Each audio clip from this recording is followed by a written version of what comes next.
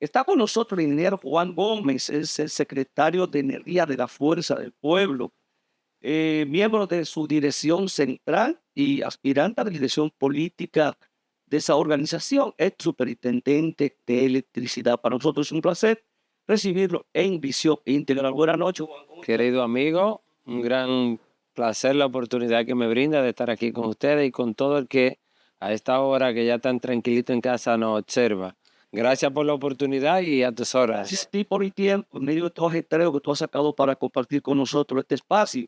Pues ya mañana será la votación y yo espero que usted tenga la dicha de salir electo. Está trabajando para eso en la dirección política de la Fuerza del Pueblo. Siempre y cuando los compañeros, miembros de la dirección central, nos ponderen, lo cual Al les final, pedimos. llamado, Sí. mire, Juan, usted ha estado en estos días en la mayoría de medios de comunicación del país con el tema eléctrico, la situación del sistema eléctrico nacional.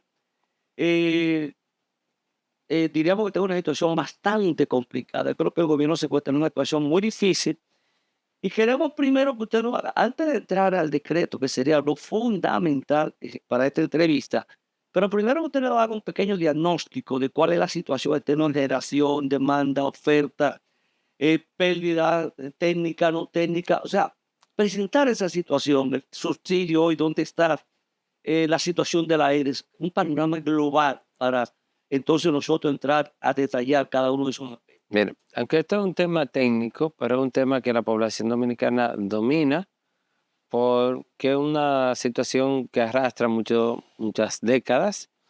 Y aquí es de los pocos países que la gente hasta los nombres de las centrales de generación se sabe. Sí, se lo sabe. Sí, se lo sabe, que si Coyentri, que si Punta Catalina. ¿Cuáles son las empresas Ah, generadoras? eso en ningún país la gente No está atento a no eso. está atenta a eso. Entonces, mira, eh, y a mí me gusta ser justo. Los apagones no iniciaron en esta administración, pero tenemos que decir que desde el año 98 se venía trabajando en un plan de reducción de apagones de mejoría del servicio. Y menciono siempre que en ese año se iniciaron los circuitos 24 horas. ¿En qué consistía este proyecto?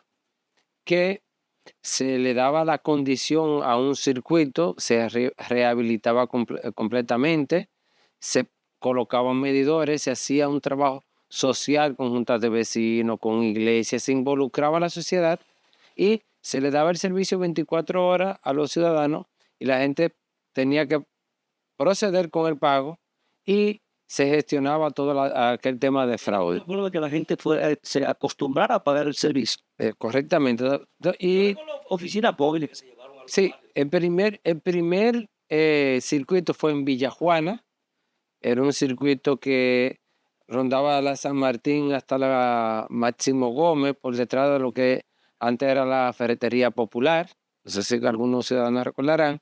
Ahí inicia ese primer circuito 24 horas. Ahora, eso se fue expandiendo, se aumentaron el número de circuitos, ya se llegó a sectores 24 horas y luego se llegó a provincia 24 horas, es decir, a Tomayor. Y eso continuó, pero ¿qué ocurre? Al llegar el PRM, el servicio eléctrico se ha descuidado en la parte de distribución. Continúa hasta la gestión de Danilo Medina. Sí, continúa, porque hay La que... gestión de Danilo Medina. Sí, y vemos que ya a ese año, terminada la gestión del presidente Medina, vemos que ya los apagones eran muy reducidos. Entonces, ¿qué ocurre? Estaban los 24 horas, Sí, pero todavía estaba el tema de pérdidas. sí, claro, pero la pérdida también en esa administración, desde 2011, que las pérdidas eran sumamente elevadas, las pérdidas en el 2011, por ejemplo, rondaban el 44%, se hizo una gestión, empezaron a reducirse, en el 19 llegaron a un 30%. 30%. Se fueron escalonando hacia la baja. Ahora, después de ahí, de ese 30%, el PRM, el año pasado, que es el último año completo de ellos, las pérdidas rondan el 42%. Ahora sí, ahora, los ciudadanos cuando escuchan pérdida de 42, ¿qué significa eso? Imaginémonos que en cualquier negocio que venda cualquier bien, compra a 100 pesos ese bien. Ahora, de esos 100 pesos, A 58. correctamente. Entonces, ¿qué pasa con un negocio que pierda un 42%? Es un negocio que de por sí ya, como negocio, está altamente comprometido, por no decir que está quebrado. Exactamente. Entonces, ahí tenemos el problema de las pérdidas que tú preguntabas. Ahora, ¿qué implica el tema de las pérdidas? Y nosotros estamos hablando ahora, estamos en el escalón de generación. Es importante que los ciudadanos sepan que un sistema eléctrico tiene 3 escalones, 3 renglones importantes, que es generación, que es donde yo produzco la energía; transmisión, que es yo llevar de donde yo produzco la energía a donde se consume mediante línea de alta tensión.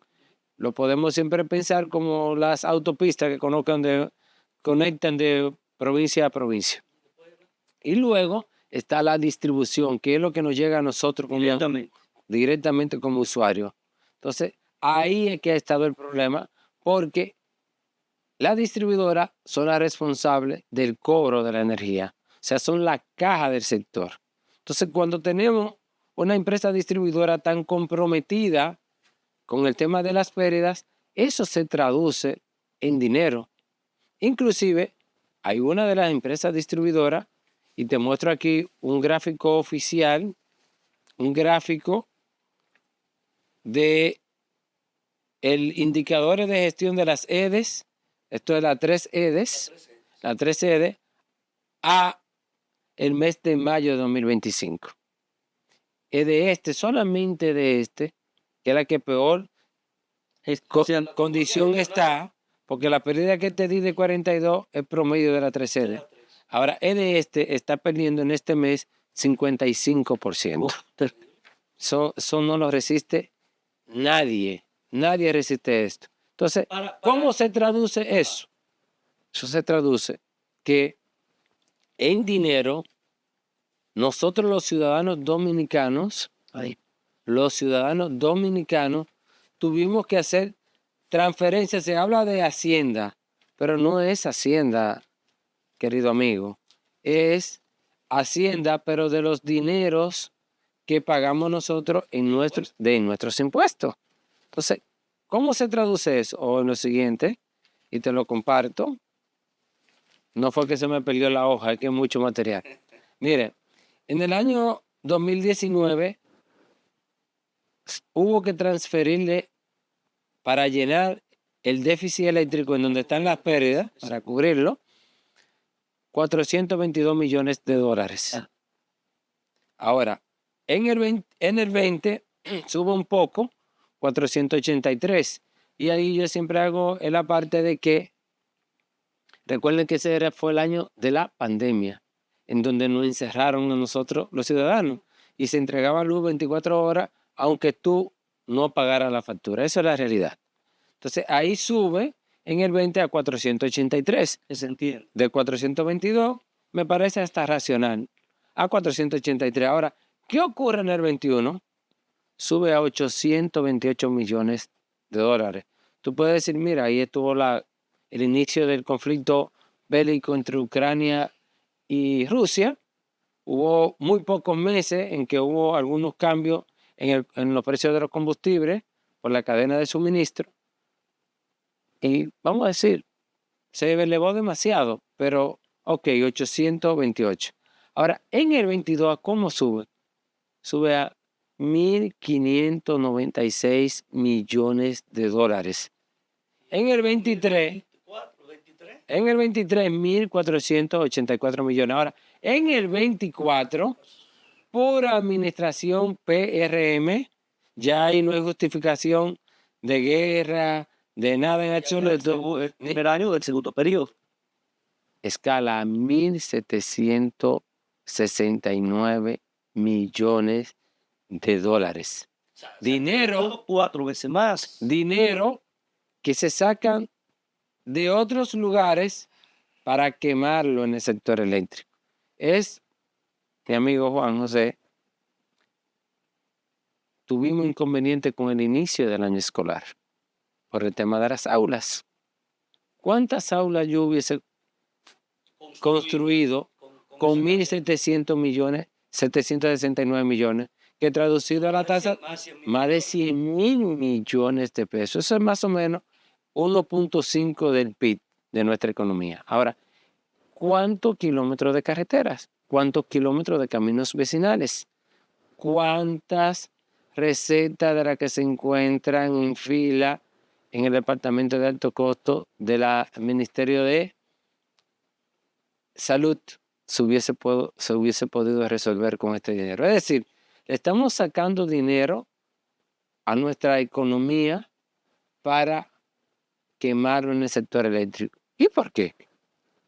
Ahí va yo, en medio de esta situación, que tú has descrito los indicadores, cómo se han caído y las pérdidas, el presidente de la República emite un decreto 517-25, ahora del día 8 de septiembre, esta semana, donde le da hace una declaración de emergencia nacional del sistema del sector eléctrico para compra, contrataciones de bienes y servicios y obras que se realicen para incrementar la capacidad de gerencia y reducir la inestabilidad de la red eléctrica, de generación de red eléctrica. Ese decreto, seguro ya usted lo vio y que lo ha estudiado, viene siendo un reconocimiento del presidente de la República de que ha fracasado en el sector eléctrico, porque en este momento todo el mundo sabe la cantidad de apagones que están sufriendo los ciudadanos en todo el país, porque la generación, no hay generación suficiente para la demanda que hay en este momento. Creo que son unos 3.850 megavatios en este momento, pero la demanda está por encima. Este decreto es un reconocimiento de si hemos fracasado y luego entonces para que usted me entre a evaluar las implicaciones de este decreto. Mira, Sí, yo lo he definido, el decreto, como la coronación a la ineficiencia de esta administración en distribución. ya. Ha sido así. Y yo el decreto, te puedo decir la verdad, que lo que me ha movido es a mucha preocupación. Porque nosotros tenemos que ver este conjunto como país.